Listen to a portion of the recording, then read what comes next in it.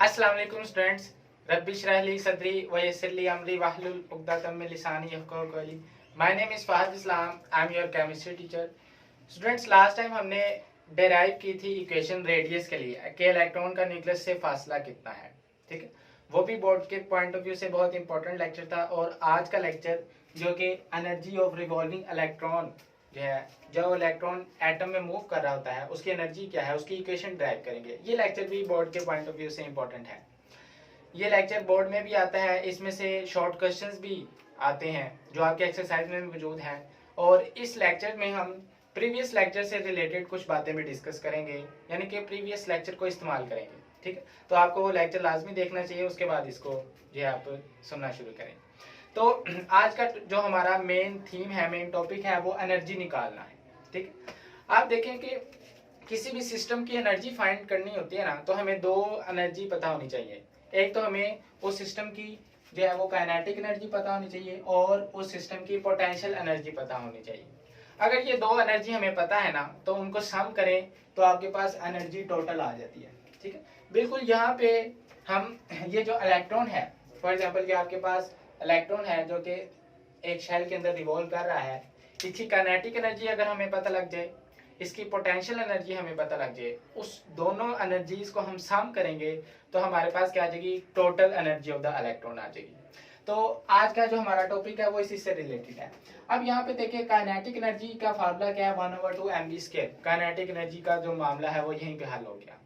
अब जो potential energy है वो जरा डिफिकल्ट काम है इस टॉपिक में निकालना। वो अगर आपने निकाल ली ना, तो काइनेटिक और पोटेंशियल एनर्जी को हम सम करेंगे और टोटल एनर्जी आ जाएगी। ठीक, तो यहाँ पे पोटेंशियल एनर्जी यहाँ पे निकालना काम है।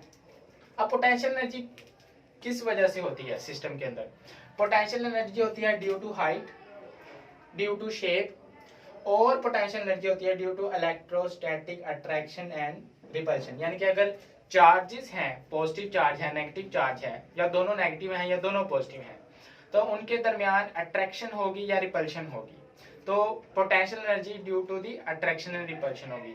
और इन तीनों में से हम इसी पॉइंट को आज यूज करेंगे पोटेंशियल एनर्जी कैलकुलेट करने के लिए, क्योंकि हम जानते हैं कि इलेक्ट्रॉन और न्यूक्लियस के दरमियान अट्रैक्टिव फोर्स है। ठीक है, तो that's why we use this postulate, this point of view to calculate the potential energy. अब यहाँ पे पोटेंशियल एनर्जी फाइंड कैसे करते हैं, उसका फार्मूला क्या है? देखें, हम कंसीडर करते हैं कि आपके पास ये जो इलेक्ट्रॉन है इसका मास क्या है जी? इलेक्ट्रॉन का मास है m। ये किसी वेलोसिटी से मूव कर रहा होगा, वो वेलोसिटी क्या कहलाएगी? v कहलाएगी। ठीक, और यहाँ पे आप देखें कि इलेक्ट्रॉन के ऊपर जो चार्ज है वो क्या कहलाएगा? E negative. ठीक, और इलेक्ट्रॉन का जो न्यूक्लियस से फासला है वो आपके पास क्या कहलाता है? r, रेडियस, जो हमने पिछले लेक्चर में फाइंड किया, उसकी इक्वेशन निकालने की कोशिश की। अब जो न्यूक्लियस है इसके अंदर क्या होते हैं? Number of proton Z, atomic number भी जिसको बोलते हैं, और इनके ऊपर चार्ज क्या है? E+। ठीक है, ये सारी बातें हमने पिछले लेक्चर में की थी। अब यहाँ पे मैं कंसीडर करता हूँ पोटेंशियल एनर्जी निकालने के लिए, पोटेंशियल एनर्जी निकालने जा रहा हूँ। मेरा ये एम है, मेरा ये थीम है। मैं इस इलेक्ट्रॉन को ना किसी ऐसी जगह पे ले जाता हूँ जहाँ पे न्यूक्लियर की कोई अट्रैक्शन नहीं है, इंफिनिटी पॉइंट है। ये आपके पास पॉइंट क्या है जी? इंफिनिटी, जहाँ पे पोटेंशियल एनर्जी क्या है? पोटेंशियल एनर्जी क्या है? जीरो। पोटेंशियल एनर्जी यहाँ पे जीरो है। There is no force of attraction of the nucleus at this point. अब मैं इंफिनिटी से इस इलेक्ट्रॉन को खींच के लाता हूँ कि कुछ डिस्टेंस तक, और वो डिस्टेंस फॉर एग्जांपल ये डिस्टेंस है यहाँ तक। ठीक, तो इसने इलेक्ट्रॉन ने कवर किया है फासला dr, रेडियस की सूरत में। इसने फासला कवर किया है dr, रेडियस की सूरत में, कुछ फासला तय किया है रेडियस की फॉर्म में, और मैंने इसके ऊपर फोर्स भी अप्लाई की है। ठीक, तो जब मैं इसको इंफिनिटी से किसी ऐसे पॉइंट तक, किसी भी पॉइंट तक इसको ड्रैग करके लाया हूँ, खींच के लाया हूँ, तो मैंने इसके ऊपर वर्क किया है। अब जो वर्क है ना, जो मैंने इसके ऊपर किया है, वो स्टोर हो गया है in terms of potential energy. वो वर्क स्टोर हो गया in terms of potential energy. ठीक है, तो यहाँ पे जो वर्क डन है उसका फॉर्मूला क्या है, W is equal to F dot D, यही फार्मूला होता है ना। फोर्स जो हमने लगाई है और उसने जितना फासला कवर किया है dr कैसे, इसको देखें कि यहां से लेकर यहां तक फासला r, यहां तक r2 r3 r4 r5, जब इन सब को जमा करेंगे तो आपके पास आंसर क्या आएगा, dr, टोटल रेडियस जो टोटल डिस्टेंस है उसने कवर किया है। ठीक है, सम कर लिया सब। तो यहाँ पे मैंने इसके ऊपर फोर्स अप्लाई की और इसने कुछ डिस्टेंस कवर किया, तो इसने क्या किया जी, वर्क डन हम जो है इसके अंदर in terms of potential energy क्या हो गया, स्टोर हो गया है। ठीक है, तो अगर मैंने ये वर्क डन निकाल लिया तो मैंने पोटेंशियल एनर्जी निकाल ली और फिर मैं उसको काइनेटिक एनर्जी के साथ सम कर दूंगा और हमारा आंसर आ जाएगा। ठीक है, अब यहाँ पे एक प्रॉब्लम है, मिसाल के तौर पर अब इस वर्क डन को समझे। वर्क डन आप कंसीडर करें, ये आपके पास एक पैच है, ठीक है, इसका टोटल डिस्टेंस है जी 100 मीटर। ठीक है, और यहाँ पे आपके पास एक व्हीकल है, ये एक व्हीकल है, इसने मूव करना है यहाँ से लेकर यहाँ तक, और जाहिर है इसको मूव करने के लिए इंजन ने इसके ऊपर क्या लगानी है, फोर्स लगानी है। तो मैं आपसे कहता हूं कि जो इंजन इस व्हीकल पे फोर्स लगाता है वो कितनी है जी, 15 न्यूटन। 15 न्यूटन, सही है। मैं आपसे कहता हूँ वर्क डन निकाले, आप कहते हैं सर बड़ी आसान बात है। वर्क डन बराबर है फोर्स इनटू डिस्टेंस या डिस्प्लेसमेंट। यहाँ पे फोर्स कितनी अप्लाई किया इंजन ने, 50 न्यूटन, और डिस्टेंस कितना है 100 मीटर, तो वर्क डन टोटल कितना आ गया, 5000 जॉब या न्यूटन मीटर। ठीक है, ये बात आसान है। लेकिन अब मैं आपके सामने सिचुएशन चेंज कर देता हूं। ठीक है, मैं आपसे कहता हूं कि अगेन यही पाथ है, डिस्टेंस भी यही है, लेकिन इस इंजन ने इस व्हीकल के ऊपर यहां से लेकर यहां तक 5 न्यूटन की फोर्स अप्लाई की है, यहां से लेकर यहां तक 10 न्यूटन फोर्स अप्लाई की है, यहां से लेकर यहां तक 20, फिर 30 और फिर क्या है 50। यानी कि पर पैच पर डिस्टेंस फोर्स जो इंजन ने अप्लाई की है वो चेंज होती जा रही है, बढ़ती जा रही है। ठीक है, अब इसकी जो कैलकुलेशन है वर्क डन की वो हम ऐसे नहीं कर सकते, क्योंकि ये वेरिएबल फोर्स लग रही है, मुख्तलिफ फोर्स लग रही है मुख्तलिफ पैचेस के ऊपर। तो हम वर्क डन कैसे कैलकुलेट करेंगे, इस पैच का वर्क डन निकालेंगे, इस पैच का वर्क डन, इस पैच का वर्क डन कैसे निकालेंगे, इसकी फोर्स और इसका डिस्प्लेसमेंट, ये आएगा W1, ये आएगा W2, ये आएगा W3, और उनको आखिर पे सबको क्या कर लेंगे, सम कर लेंगे, तो वो आपके पास आएगा WN। ये सारी बात बताने का मकसद ये है कि यहाँ पे भी इस तरह की सिचुएशन बन रही है। कैसे, देखिए इलेक्ट्रॉन ऐसे पॉइंट पे है जहां इंफिनिटी सरफेस है, पोटेंशियल एनर्जी 0 है, आप इसको ड्रैग करके ला रहे हैं, खींच के ला रहे हैं, अब ये यहाँ पे आएगा, न्यूक्लियर की फोर्स आ गई, और करीब ला रहे हैं और फोर्स आ गई, और करीब ला रहे हैं और फोर्स आ गई। तो जैसे जैसे ये न्यूक्लियस के करीब जाता जाएगा वैसे वैसे न्यूक्लियर की अट्रैक्शन फोर्स बढ़ती जाएगी, यानी कि फोर्स चेंज हो रही है, हर लम्हे में चेंज हो रही है। तो इस सूरत में हम वर्क डन ना, वेरिएबल जब फोर्स लग रही होती है तो हम मैथमेटिक का एक टूल अप्लाई करते हैं जिसको बोलते हैं इंटीग्रेशन, वो अप्लाई करेंगे। ठीक है, सारे वर्क डन को, फॉर एग्जांपल यहाँ से लेकर यहाँ तक वर्क डन W1 के लाएगा, ये W2 के लाएगा, W3 एंड सो ऑन, सारे वर्क डन को जमा करेंगे, इंटीग्रेशन अप्लाई करेंगे और वर्क डन का आंसर आ जाएगा। वर्क डन का आंसर आ गया, पोटेंशियल एनर्जी का आंसर आ गया, और उसको जमा कर देंगे काइनेटिक एनर्जी। ठीक है, तो यहाँ पे हमने लास्ट टाइम जो फोर्स पढ़ी है, फोर्स जो इस पे लग रही है वर्क डन की in terms of potential energy, वो फोर्स क्या है, Z/4 पाई F∁0 R² इनटू, और इसने डिस्टेंस कितना कवर किया टोटल मिला के dr, टोटल कितना डिस्टेंस है जी, d इंटू r। और हम जानते हैं कि ये वेरिएबल फोर्स है, तो हम इस पे लगाएंगे इंटीग्रेशन 0 से लेकर इंफिनिटी तक। This is the sign of integration, कि हमने 0 से लेकर इंफिनिटी तक इंटीग्रेट किया, इस सब पैच में वर्क डन को जमा कर लिया।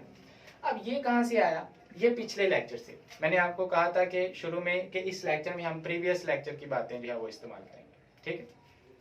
अब ये आपके पास फोर्स है, सेंट्रीपिटल फोर्स, और ये आपके पास डिस्प्लेसमेंट जो इसने इलेक्ट्रॉन ने कवर किया है। अब यहाँ पे हम इंटीग्रेशन अप्लाई करने वाले हैं। वो कैसे करते हैं प्यारे बच्चों, सीखिए कि आपके पास W बराबर है in terms of potential energy ZE² over 4 pi epsilon not, ठीक है, ये इधर ही रह जाएगा। और जो इंटीग्रेशन है 0 से लेकर इन्फिनिटी, वो अप्लाई कर दे 1/r² इंटू dr इसके ऊपर, ठीक। यानी कि हमें ये बात समझ आई कि जो इंटीग्रेशन का टूल है ना, वो कांस्टेंट्स पे अप्लाई नहीं होता। z एटॉमिक नंबर कांस्टेंट है, चार्ज भी कांस्टेंट है, 4 एप्सिलॉन पाई ये सारी वैल्यू कांस्टेंट है, तो कांस्टेंट हमने अलग कर लिए, ठीक। तो जो इंटीग्रेशन का टूल है वो वेरिएबल पे अप्लाई हो रहा है, चेंज हो रही है जो चीज, और आप जानते हैं कि हर लम्हे में रेडियस चेंज हो रहा है, ठीक है, इसलिए हम इसके ऊपर इंटीग्रेशन अप्लाई करेंगे। आइए अप्लाई करते हैं।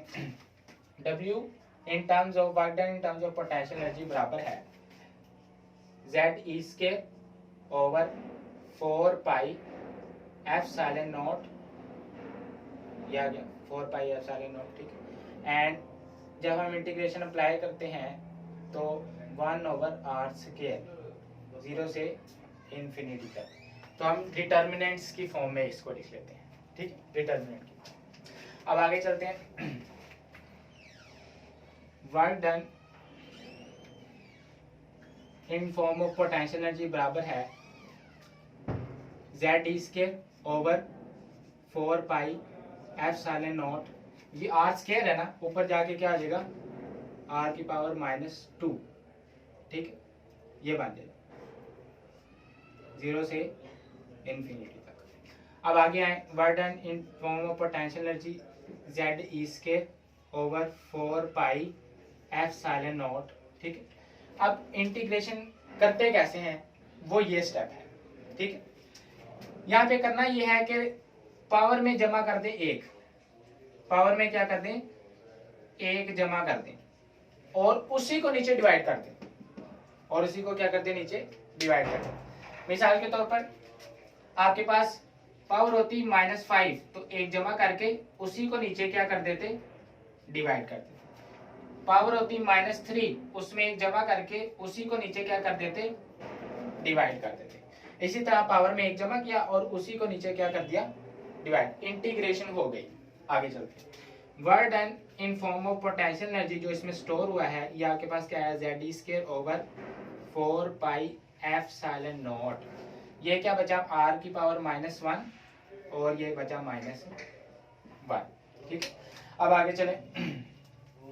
Work done in form of potential energy जो इसमें स्टोर हुआ है, ये ZE² over 4 pi epsilon not, ठीक है। ये r⁻1 है, तो ये r⁻1 आ जाएगा नीचे, और ये -1 है, ये माइनस में इधर लिख लेता हूँ, ठीक। यहाँ पे क्या आ गया 1 आ गया। तो इसका फाइनल आंसर क्या आया जी, फाइनल आंसर अगर हम लिखना चाहें तो क्या होगा,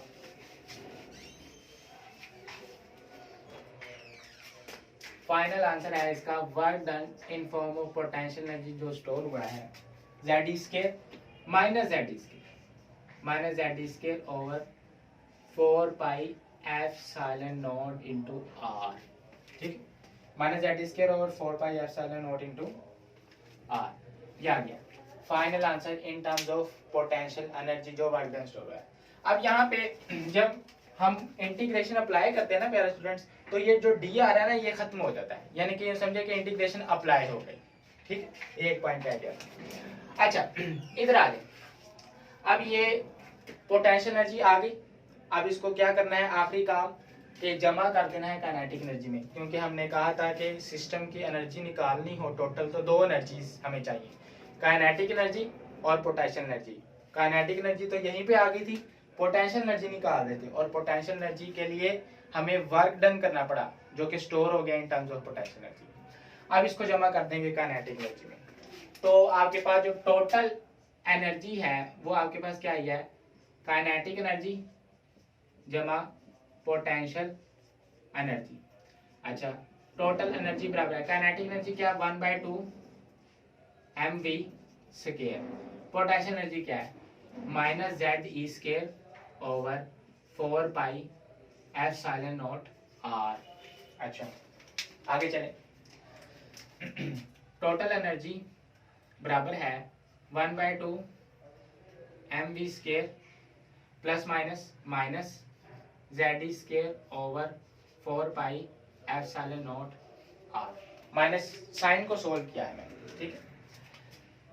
अब यहाँ पे जो टोटल एनर्जी है वो क्या है, mv²। mv² का क्या फार्मूला है वो मैं पुट करने जा रहा हूँ, ZE² over 4 pi epsilon not into 2। ये सारा फार्मूला किसका, mv² का, जो मैंने यहाँ पुट कर दिया, और नीचे क्या आ गया 2 minus ZE² over 4 pi epsilon not into r। ठीक, यहाँ पे r भी आएगा। मैंने यहाँ पे mv² का क्या फार्मूला पुट किया है, mv² बराबर है ZE² over 4 pi epsilon naught r। अब आप पूछते हैं ये कहाँ से आया, ये प्रीवियस लेक्चर में, ठीक है। मैंने कहा था प्रीवियस लेक्चर इंपॉर्टेंट है। यहाँ पे आपको बता देते हैं, लास्ट टाइम हमने एक बात सीखी थी कि काइनेटिक सेंट्रीपिटल फोर्स और सेंट्रीफ्यूगल फोर्स बराबर की थी। सेंट्रीपिटल फोर्स क्या थी, mv² ओवर r, और सेंट्रीफ्यूगल क्या थी, ZE² over 4 pi epsilon naught r square. ये बराबर की थी। एक r को एक r से कैंसिल करें, यहाँ r बच गया, तो mv² की वैल्यू क्या आई, ZE² over 4 pi epsilon naught r। ये वही वैल्यू है ना, तो ये वो वैल्यू mv² की मैंने यहाँ पे पुट कर दी, ठीक। आगे चलिए, टोटल एनर्जी बराबर है, एलसीएम ले लें, 4 2 8 पाई एप्सिलॉन नॉट r। ये बराबर, ये से कैंसिल हो गया, 1 बचा, 1 इंटू ZE² ZE² माइनस आ गया। अच्छा, 4 2 8, 2 बचा, तो 2 ZE², ठीक है। अब यहाँ पे आप देखें कि टोटल एनर्जी बराबर है, एलसीएम लिया है सिंपल, एक में से दोगे एक और साइन बड़ी रकम का, माइनस ZE² ओवर 8 पाई एप्सिलॉन नॉट r, ठीक है। ये स्टेप दोबारा देखें कि यहाँ पे बड़ी रकम एलसीएम आ गई, ठीक है। ये से कैंसिल हो गया, 1 बचा, 1 को ZE² से किया, ZE² आ गया। अब यहाँ पे क्या था, 4 2 8, बाकी वैल्यू तो वही है ना, कैंसिल हो जाएगी, 4 2 8, 2 बचा, 2 को इससे मल्टीप्लाई करेंगे तो 2 ZE² आ गया, ठीक। दो में से एक गए, एक और साइन बड़ी रकम का, ठीक है, ये आ गया। अब ये आ गई जी टोटल एनर्जी, टोटल एनर्जी आ गई। अच्छा, इस टोटल एनर्जी में देखें जो रेडियस है, जो हमने पिछले लेक्चर में फाइंड किया है, वो यहाँ पुट करते हैं, ठीक है। तो यहाँ पे रेडियस की क्या वैल्यू आई थी जी, रेडियस की वैल्यू थी हमारे पास n² h² epsilon not pi m ZE²। ये आगे रेडियस की वैल्यू, ये यहाँ पुट करनी है। ये 1 ओवर r है, तो इसको पलटा लेता हूँ, टेकिंग रेसिप्रोकल, इसका रेसिप्रोकल लेने से, ये r ओवर 1 है ना, तो 1 ओवर r करते हैं, 1 ओवर r बराबर है पाई m ZE² over n² h² epsilon not. अब इस वैल्यू को पुट कर दें इन a, इसको हम क्या कहते थे, a कह देते हैं, ठीक। तो यहाँ पे पुट करेंगे तो टोटल एनर्जी किसके बराबर आ जाएगी, टोटल एनर्जी बराबर है, टोटल एनर्जी किसके बराबर आ गई, -ZE² over 8 pi epsilon not, 8 pi epsilon not, या r 1 ओवर r की वैल्यू क्या पुट किया है, पाई m ZE² over n² h² epsilon not. अच्छा जी, टोटल एनर्जी क्या आई, -Z², ठीक, पाई से गया, e की पावर 4 आ गई, ई स्केयर बेसिस सेम है, पावर ऐड हो जाती है, e की पावर 4 आ गया m, और नीचे क्या आ गया 8 epsilon not square n square h square, ये आ गई टोटल एनर्जी की वैल्यू। यही वो आंसर है जो हमने कैलकुलेट करना था और हमने इसकी इक्वेशन फाइंड कर ली कि टोटल एनर्जी की इक्वेशन क्या होगी, जिसमें हम वैल्यूज पुट करें और हमारे पास एनर्जी ऑफ इलेक्ट्रॉन आ जाए। अब इसमें वैल्यूज क्या क्या हैं, बोहर ने इसको हाइड्रोजन के लिए सोल्व किया था, तो Z बराबर है 1, क्योंकि हाइड्रोजन का एटॉमिक नंबर 1 होता है। E की वैल्यू क्या थी पहले बच्चों, 1.6 into 10⁻⁻19 coulomb. M mass of electron 9.1 into 10⁻⁻31 kilogram. आगे चलें, 8 कांस्टेंट है, एप्सिलॉन नॉट इसकी वैल्यू क्या है 8.84 इंटू 10⁻12 कूलम स्क्वायर पर जूल पर मीटर। ठीक है, n जो है वेरिएबल है, अगर पहला शेल होगा तो 1 होगा, दूसरा शेल होगा तो n2 होगा। ठीक है, उसको हम एक साइड पे निकाल लेते हैं। h की वैल्यू क्या है, h बराबर है 6.626 इंटू 10⁻34 जूल सेकेंड। ठीक है, सारी वैल्यूज इसमें पुट की, क्या आंसर आया, टोटल एनर्जी बराबर है -2.178 इंटू 10⁻18।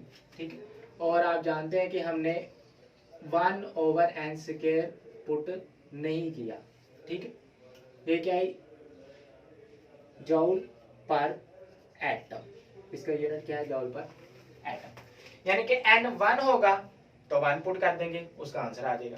ठीक है, K शेल के लिए n1 होगा, L शेल के लिए n2 होगा। सही हो गया।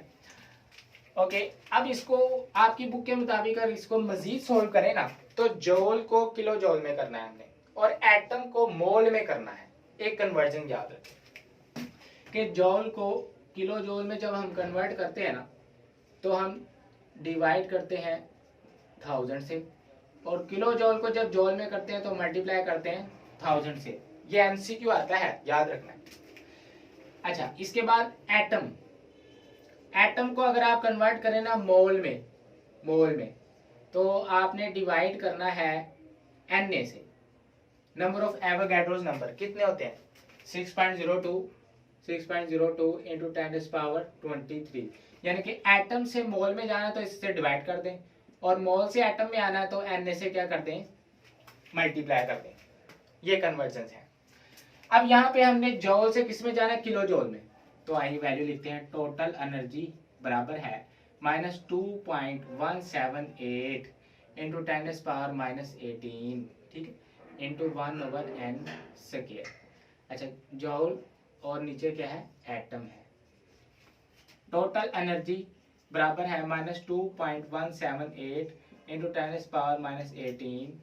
जूल से किलो जूल में जाना है तो 1000 से क्या कर देंगे डिवाइड।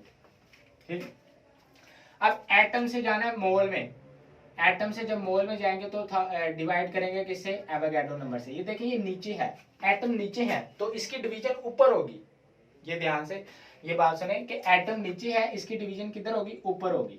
तो यहाँ पे हम एवोगैड्रो नंबर से मल्टीप्लाई करेंगे 6.02 तो ये किसमें सारी वैल्यू चली जाएगी। टोटल एनर्जी बराबर है -13.315 जूल से किस में गई किलो जूल, और एटम से किस में गई मोल में, और साथ में 1/n² भी आ गया। ठीक, तो हमने क्या किया है जूल से किलो जूल में लेके आए हैं, 1000 से डिवाइड कर दिया, और एटम से मोल में गया है 6.02 से डिवाइड किया है, इसके मुताबिक डिवाइड है, वैसे इक्वेशन में मल्टीप्लाई, क्योंकि वो नीचे है ना तो उसके हिसाब से डिवाइड ऊपर होगा। अच्छा जी, ये आ गई वैल्यू। अब हमने 1 पहले शेल के लिए वैल्यू फाइंड करनी है तो n1 पुट करेंगे, वो हम वैल्यूज निकालते हैं अभी। ठीक है, अच्छा अब यहाँ पे देखें कि हमारे पास वैल्यूज जो है एनर्जी की 1 2 3 4 5 पहले शेल के लिए, दूसरे के लिए, तीसरे के लिए, चौथे के लिए, पांचवें के लिए क्या होंगी। तो हमारे पास ये इक्वेशन बन गई ना किलो जूल पर मोल में, इसकी जगह यहाँ पे n² है। अगर हमने पहले शेल के लिए निकालनी है E1, पहले शेल में इलेक्ट्रॉन रिवॉल्व करेगा तो उसकी एनर्जी क्या होगी, तो वहां यहाँ 1 पुट कर दें तो ये वैल्यू आ जाएगी, ठीक है। और ये वही आंसर है। कैलकुलेटर के इस्तेमाल से आप इजीली निकाल सकते हैं। ये आपके पास 2 पुट करेंगे तो ये वैल्यू आ जाएगी। देखें ये वैल्यू बड़ी है, ये वैल्यू छोटी है। 3 पुट करें तो वैल्यू और छोटी हो जाएगी, 4 पुट करें तो वैल्यू और छोटी हो जाएगी, 5 पुट करें तो और छोटी हो जाएगी, ठीक है।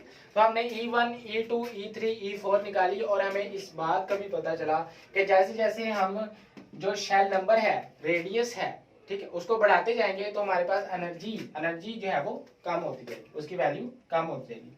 लेकिन ऐसा नहीं है। आप देखें कि आपके पास एनर्जी जो है ये इनवर्सली प्रोपोर्शनल है एन स्क्वायर के, ऐसे ही है ना। एनर्जी और एन स्क्वायर का आपस में क्या रिलेशन है, इनवर्स रिलेशन है। लेकिन यहाँ नेगेटिव साइन भी है प्यारे बच्चों, नेगेटिव साइन, यानी कि उल्ट बात है। एनर्जी बढ़ाएं तो अगर नंबर ऑफ शेल बढ़ाएं तो एनर्जी कम हो जाए, लेकिन नेगेटिव कह रहा है कि बढ़ जाए, ठीक। इसको समझें कि आपके पास एक वैल्यू है 0, ठीक है, 1 2 3, 0 से नीचे क्या होता है -1 -2 -3, या अब आप देखें कि माइनस में जितनी वैल्यू छोटी होगी ना वो उतनी बड़ी होती है। ये आपको पता है ना कि इन तीनों वैल्यूज में से सबसे बड़ी वैल्यू कौन सी है, ये -1 वैल्यू, ये वैल्यू सबसे बड़ी है। तो अगर आप 1/28 करें या 1/60 करें तो किसका आंसर छोटा आएगा, इसका आंसर ज्यादा छोटा आएगा ना। डिनोमिनेटर ज्यादा बड़ा है तो आंसर ज्यादा छोटा आएगा, मतलब कि ये जितना बढ़ाएंगे तो उतना ही आंसर छोटा आएगा। जब नेगेटिव में आंसर छोटा आता है तो उतनी वैल्यू बड़ी होती है। ये मैं आपको समझाना चाह रहा हूँ कि अगर डिनोमिनेटर बड़ा करते जाएं तो आंसर क्या आता है, छोटा आता है, बिल्कुल ठीक है। और नेगेटिव में जितना आंसर छोटा होता है असल में वही आंसर बड़ा होता है, ठीक है। इसलिए एनर्जी और नंबर ऑफ शेल का डायरेक्ट रिलेशन है, यानी कि अगर नंबर ऑफ शेल बढ़ाएं तो एनर्जी भी बढ़ जाती है। ये आपका ना एक्सरसाइज का क्वेश्चन भी है। मिसाल के तौर पर आपकी एक्सरसाइज में क्वेश्चन नंबर 8 है, ये आपके पास क्वेश्चन नंबर 8 है। क्वेश्चन नंबर 8 का पार्ट नंबर ए क्या है, पार्ट नंबर ए में पढ़ता हूं कि the potential energy of bounded electron is negative. तो कहता है कि जो पोटेंशियल एनर्जी है ना, क्वेश्चन नंबर 8 का part number A, potential energy is negative. Potential energy क्या होगी, बाउंडेड इलेक्ट्रॉन की नेगेटिव होगी, ठीक है। इसका जवाब ये बनता है कि जो हमने एनर्जी निकाली है वो 1/n² है, यानी कि ये नेगेटिव है, ठीक है। ये नेगेटिव वैल्यू क्यों है, ये वो पूछ रहा है कि नेगेटिव वैल्यू क्यों है। तो इसका आंसर ये है कि आप यहाँ पे देखें पोटेंशियल एनर्जी क्या थी, 0 थी। तो जैसे जैसे हमने इलेक्ट्रॉन को न्यूक्लियस की तरफ लेके आए हैं पोटेंशियल एनर्जी कम होती जा रही है, 0 से छोटी वैल्यू नेगेटिव होती है, इसलिए पोटेंशियल एनर्जी क्या हो रही, नेगेटिव हो रही है, यानी कि कम हो रही है। आप इसको एक्सप्लेनेशन देंगे कि व्हेन वी विथड्रॉ और drag the electron from infinity to that point then the potential energy decrease, इस वजह से नेगेटिव आएगा, और ये इक्वेशन लिखें, ठीक है। दूसरा जो पार्ट है वो ये क्या कह रहा है कि total energy of bounded electron is also negative. कह रहा है जो हमने टोटल एनर्जी की वैल्यू निकाली है, ये जो टोटल एनर्जी हमने एनर्जी टोटल की वैल्यू निकाली है ये भी क्या है, नेगेटिव। इसका भी यही आंसर है कि चूंकि एनर्जी कम हो रही है, जैसे हम इसको इंफिनिटी से ड्रैग करके लेके आ रहे हैं, एनर्जी चूंकि कम हो रही है इसलिए आपके पास नेगेटिव साइन है। थर्ड पार्ट इसका क्या है, energy of a revolving electron is inversely proportional to n square. कह रहा है energy is inversely proportional to n square but energy of higher orbits are always greater. लेकिन वो कह रहा है कि जो हायर ऑर्बिट्स हैं उनकी एनर्जी हमेशा बड़ी होती है। मैंने आपको बताया ना, माइनस में जितनी वैल्यू छोटी होगी वो उतनी बड़ी होती है, ठीक है। ये 1 सबसे बड़ा है इनमें से। अच्छा, ये वो बात कर रहा है कि लोअर ऑर्बिट्स में चूंकि वैल्यू बड़ी है इसलिए छोटी वैल्यू है, और हायर ऑर्बिट्स में चूंकि छोटी वैल्यू है इसलिए क्या है, बड़ी है, ठीक है। ओके, इसके बाद आखिरी बात कौन सा पार्ट है जी, डी पार्ट। डी पार्ट में क्या कह रहा है, energy difference between adjacent levels goes on decreasing sharply. कह रहा है कि जब हम इनका एनर्जी का डिफरेंस निकाले ना तो वो डिफरेंस कम होता जाता है। मिसाल के तौर पर वो ये बात करना चाह रहा है कि आपके पास डिफरेंस इन एनर्जी लेवल्स ये निकाला जाता है। डिफरेंस कैसे निकालते हैं, E2 - E1, इसका डिफरेंस क्या आएगा, E2 की वैल्यू क्या है यहाँ पे -328.32, इसको माइनस कर दे E1 से। E1 क्या है -13.315। आपके पास आंसर क्या आता है E2 माइनस E1 का 984 किलो जूल पर मोल, ये आंसर आया माइनस। ठीक, ये एनर्जी का डिफरेंस आ गया पहले और दूसरे शेल के दरमियान। E3 माइनस E2 इसको निकालें। E3 आपके पास क्या है जी -145.92 माइनस निकालें E2 से। E2 की आपके पास क्या थी 328.32, डिफरेंस निकालेगा। E3 माइनस E2 क्या आंसर है? कैलकुलेटर इस्तेमाल कर सकते हैं आप। इसका आंसर आपके पास है जी 182.40 किलो जूल पर मोल। देखिए वैल्यू कम हो गई, ठीक है, 984 थी 182। यही वो पूछा है कि जैसे जैसे हम हायर लेवल पे जाएं तो energy difference goes on decreasing. एक और एनर्जी डिफरेंस निकालते हैं। E4 माइनस E3 यानी कि चौथे और तीसरे शेल के दरमियान जो डिफरेंस है वो क्या आएगा? E4 यहाँ पे क्या है 82 minus 82.08 minus what is E3 है। E3 आपके पास क्या है -145.92। इसको जब आप कैलकुलेटर से सोल्व करते हैं तो आपके पास क्या आता है E4 माइनस E3 63.84 ये आ गया। ठीक, यहाँ प्लस आएगा। अब आप देखें कि जैसे जैसे हम, इसका आंसर ये था और इसका आंसर क्या था ये था, जैसे जैसे हम हायर लेवल की तरफ जाएं तो एनर्जी जो है, एनर्जी ये माइनस माइनस प्लस हो गया ना, तो ये बड़ी वैल्यू है। तो 984 182 63, तो एनर्जी का डिफरेंस जो है कम है, यानी कि इलेक्ट्रॉन को कम एनर्जी लगानी पड़ रही है ऊपर वाले शेल में जाने के लिए। ठीक है, यानी कि आपके पास E2 minus E1, E3 minus E2, E4 minus E3, इसका एनर्जी डिफरेंस ज्यादा है, बाकियों का कम है, ये वो बात करें। ठीक है, तो ये एनर्जी डिफरेंस उसको निकाल के देंगे और आपका आंसर बन जाएगा चौथे पार्ट का। आखिरी बात जो आपके टॉपिक वाला करता है वो कहता है आयोनाइजेशन एनर्जी ऑफ हाइड्रोजन। देखिए आयोनाइजेशन एनर्जी है क्या? Amount of energy required to remove electron. ये आपके पास आइटम है हाइड्रोजन का, ठीक है, इसके पास कितने इलेक्ट्रॉन है जी? एक इलेक्ट्रॉन है। अब इस एक इलेक्ट्रॉन को निकालने के लिए जितनी एनर्जी रिक्वायर है ना, this amount of energy is called ionization energy. ठीक है, वो हाइड्रोजन की कितनी है? अब यहाँ पे आप कंसीडर करें कि अगर हमने इलेक्ट्रॉन निकाल लिया तो हम किसी ऐसी सरफेस पे ले जाएंगे जहां पोटेंशियल एनर्जी जीरो होगी। पोटेंशियल एनर्जी क्या होगी? जीरो होगी। तो आयनाइजेशन एनर्जी बराबर है जीरो माइनस, इसका तो एक ही शेल है पहला, तो पहले शेल में कितनी एनर्जी है? -13.315 -13.315। तो आपके पास आंसर क्या आया? +13.315 किलो जूल पर मोल। दिस इज प्लस साइन, क्योंकि अमाउंट ऑफ एनर्जी रिक्वायर चाहिए, ये एंडोथर्मिक रिएक्शन है, इसमें अमाउंट ऑफ एनर्जी लगती है। ठीक, this is the amount of energy required for the hydrogen to remove electron in the outer most shell. ठीक, तो यहाँ तक हमारा टॉपिक था। हमने आज कैलकुलेट किया है एनर्जी ऑफ इलेक्ट्रॉन। उसके लिए हमने पोटेंशियल एनर्जी, हमारे लिए मसला था, वो हमने वर्क डन किया, तो वर्क डन स्टोर हो गया in terms of potential energy, वो हमने फाइंड किया। ठीक है, फिर दोनों इक्वेशंस को जमा किया, पोटेंशियल एनर्जी और काइनेटिक एनर्जी जो हमें निकल आई पोटेंशियल एनर्जी, उन पोटेंशियल एनर्जी और काइनेटिक एनर्जी को सम किया तो हमारे पास टोटल एनर्जी आ गई, उसमें वैल्यूज पुट की और हमारे पास ये आंसर आ गया। फॉर वन शेल के लिए हमने 1 2 3 4 5 6 पुट किया, सो ऑन शेल्स के लिए। ठीक है, और उसके बाद हमने कुछ एक्सरसाइज के क्वेश्चन भी किए कि एनर्जी और नंबर ऑफ शेल का डायरेक्ट रिलेशन है, इनवर्स नहीं, डायरेक्ट रिलेशन है क्योंकि नेगेटिव है ना। और उसके बाद हमने डिफरेंस के क्वेश्चन किए और हार्डियन की आयनाइजेशन एनर्जी की बात की। ठीक है, तो अपना ख्याल रखें, इस लेक्चर को अपने दोस्तों के साथ शेयर करें, सब्सक्राइब करें चैनल को। अल्लाह हाफिज़।